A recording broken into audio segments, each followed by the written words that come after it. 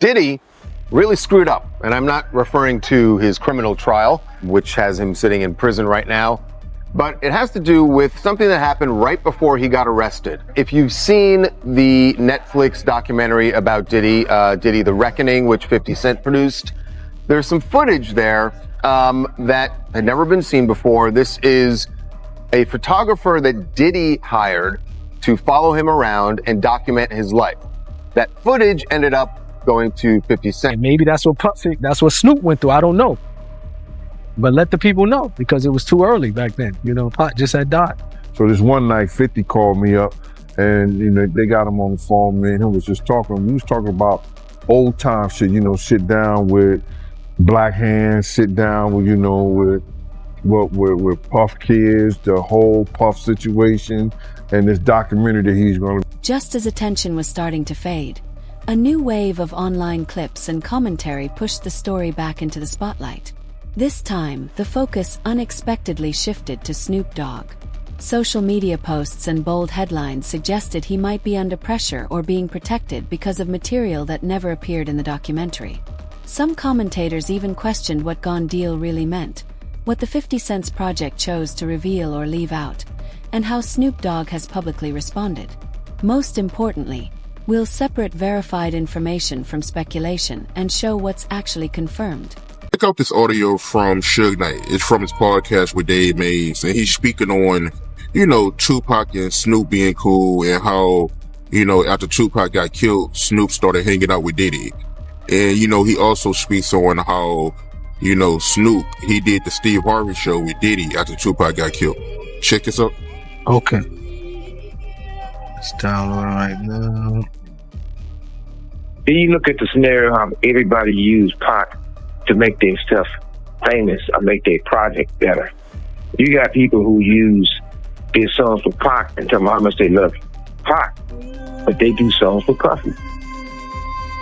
You got Steve Harvey a whole bit that, you know, this motherfucker telling, well, Pac, according to everybody else, he brings Snoop and Puffy on there and say, these are dudes who's running this in the East Coast, West Coast. What's up, Snoop? What's up, huh?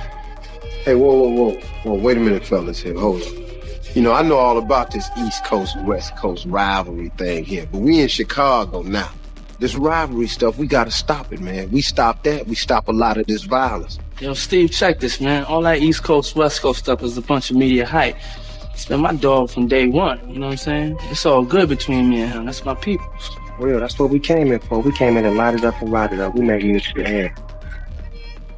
Now, Pac, if you love Pac so much, how you with the motherfucker that everybody say got something to do with the first get down that happened to Pac in New York, then the second one. What you think about Suge comments? And I never asked you this before, but did you have an issue with Snoop hanging out with Diddy after Tupac got killed? I always felt that was wrong. I'm gonna just keep it real. I'm talking about from that, like now, okay, you know what I mean? I'm 46, Snoop probably early 50s. If he figured out now, he might go by the opinion that, okay, Puffy had nothing to do with Pac.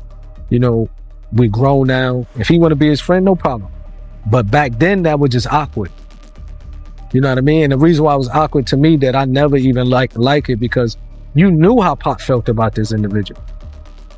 You know what I mean? Even if you don't agree with him, you probably could have said, you know what, I probably ain't gonna come out, you know, publicly with this because until things clear up. So I really know I could be certain that, you know, they didn't have nothing to do with Pac. But it's like, it was no, you know, okay, it is what it is. So that I never really respected that back then. So you had an issue with it. You didn't like it? Never really liked it. It just was a strange look because you was Pac boy. You know what I mean? Puffy, you know, it's clear they had some issues with Pac. And Pac died and all of a sudden you chilling with Puffy. Back then it just, okay, now you can say what you want. We're all grandfathers, I guess. You know what I mean? That's different now. But back then I think it was weird, it was tasteless. You know what I mean? It didn't seem like you really had that much love for Pac. You could have just, you know what I mean? Unless he pressured them or like questioned Puffy, like, yo, what's up with this? What's up with that? Then you could say, you know what I mean? No problem. Snoop Dogg's name never appeared in official court records, formal filings, or the federal case that led to Diddy's conviction. Yet online discussions quickly started linking him to the story, not because of legal evidence, but because of past connections and long-standing industry ties. Snoop has been part of hip-hop for decades, crossing paths with Diddy and many other major figures during some of the genre's most intense years. After the documentary's release, Gene Deal, a former security figure connected to Diddy, frequently appeared in interviews and reaction videos, hinting that some details were left out of the final release. That alone fueled widespread online speculation, with commentary channels claiming key footage was withheld because Snoop is well-known, highly visible, and linked to both coasts of the industry. Old video clips and past interviews, including segments from Suge Knight, resurfaced, adding even more fuel to the chatter. Like I believe somebody mentioned that they seen a video with me and the dude Prodigy or one of the dudes from My Deep, as if I was with. They don't know the backdrop of that. I went to his hotel room ready to fight. Like, bro, I'll fight everybody in that room one-on-one.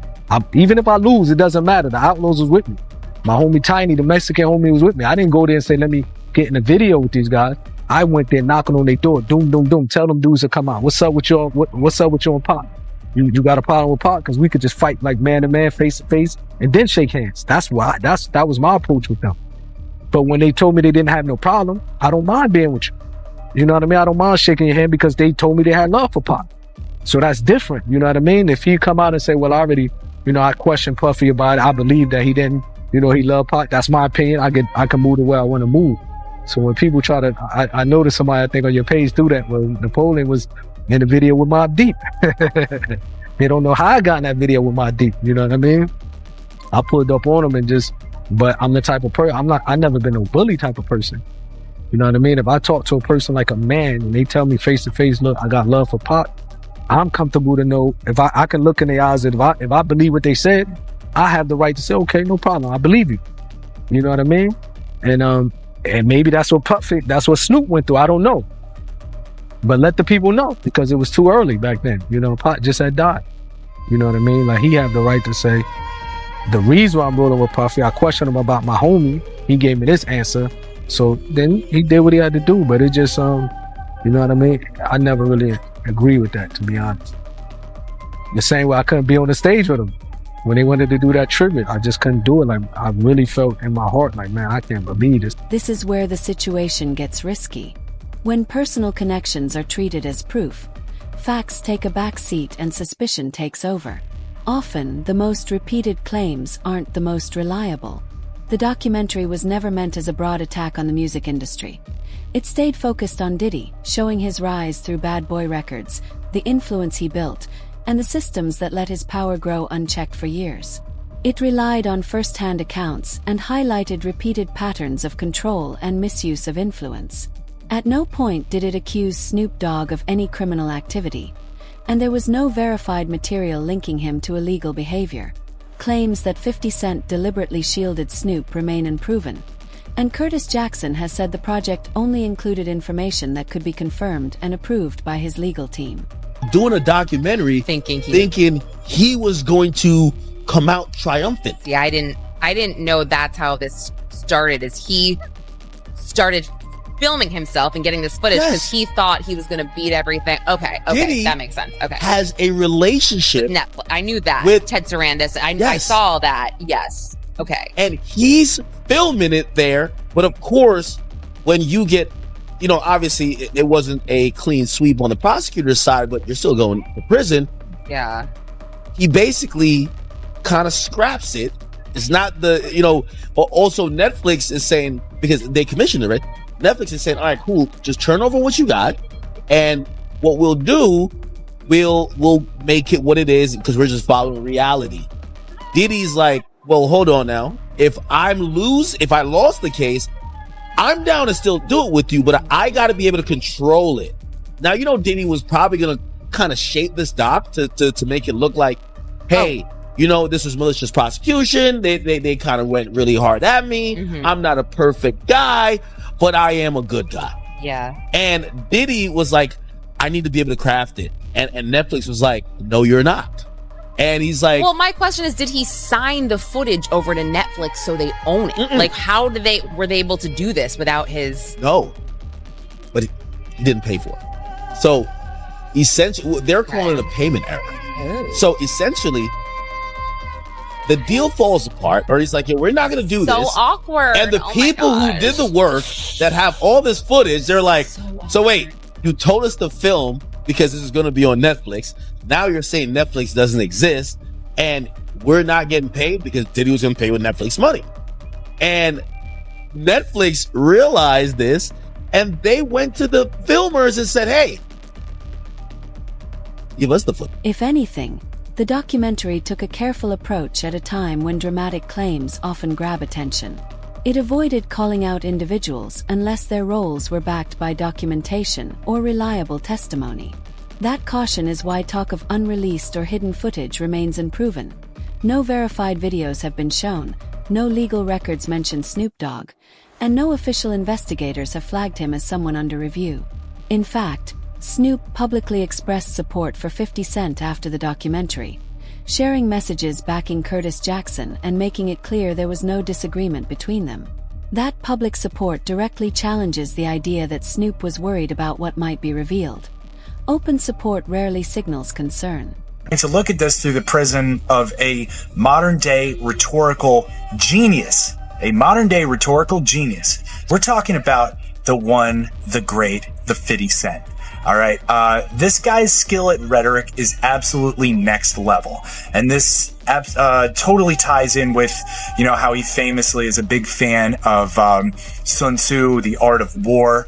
Now, rhetoric with a capital R, I can just give you the definition of that. That's basically public speech, particularly public speech that is to persuade. Any persuasive public speech is rhetoric, right? Now, we kind of break that down into two subcategories of rhetoric with a lowercase r and dialectic. Rhetoric is essentially everything else, and really what moves the needle with like 97% of people and 100% of groups, okay, is in fact rhetoric with the lowercase r. So again, stuff like this, 50 Cent is an absolute master of. Basically, he dropped this doc, this 50, this Sean Puffy Combs doc, and it's just kind of set the internet on fire. It's beating out Stranger Things. Like, it's a wild ride to watch, right? And one of the things that he does is he breaks down Diddy's character on Diddy's own terms. One of the most repeated claims comes from statements by Courtney Burgess, who said he had flash drives believed to be connected to Kim Porter, allegedly containing sensitive media involving well-known figures. Online commentators quickly started assigning names, often including Snoop Dogg. What's usually missing is important context. Kim Porter's children have publicly rejected any claims tied to alleged materials linked to their mother, and federal agencies have not verified the contents or confirmed their relevance. In legal settings, people shown in unverified material are not automatically considered wrongdoers. No verified record identifies Snoop, and no confirmed media has been released. This is how false narratives form. Suggestions become rumors, rumors become headlines, and headlines can harden into belief. Possessing unverified material does not prove wrongdoing. Courts rely on evidence and credibility, not online speculation, which is why reputations can be harmed unfairly. Claims that Snoop is reacting out of fear ignore the facts. There is no public record of questioning, investigation, or legal action tied to his name. As of December 2025, nothing official connects him to these allegations. Because he wanted them to, both Suge and Pac. In the car? They only Pac, and they don't Suge. So allegedly, they got paid $500,000. The $500,000 was paid to the guy on the right, all the way to the right. You see the guy on the right, Corey? He's the one allegedly that got the $500,000, and that money never went to Keefe D or anybody else. The guy on the left is the one that stole the chain, the chain, which was a Death Row Records chain. That's a way of saying I got your rapper's chain, because if you were one of the guys, Death Row. So long story short, this whole thing is a recording that he said this. So what does Diddy do? Rob, can you pull up this song? It's a song called Black Rob. featuring Mark Curry and Mario Winans. If you can just type in lyrics, okay? So he gets $1 million. Can you go to the lyrics? And Diddy's in the lyrics when he gets started. Go a little bit lower.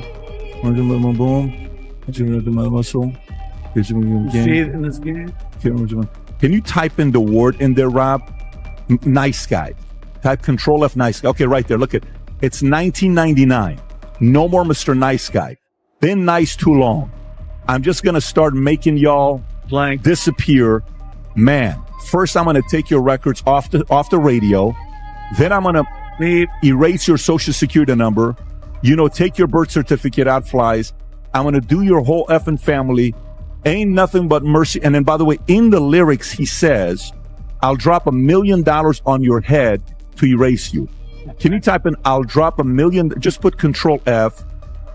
Just go to Google and type this out. I'll drop $1 million on your head. I'll drop $1 million on your head and just put Diddy next to it. Right there. See, it says Black Rob. What song came up? Phrase. I'll drop $1 million on your head. Erase you and your whole family, biatch. Wow. He's saying it in the song on what he did to get rid of Tupac. What an idiot. The story shows how quickly rumors can take hold when speculation outweighs facts, and how even the biggest names can be pulled into narratives without proof. In a world of headlines and viral clips, separating truth from fiction has never been more important. Stay curious, question what you see, and don't let unverified claims shape your perspective. If this breakdown gave you clarity, share it, discuss it, and keep following for more deep dives into the stories everyone's talking about.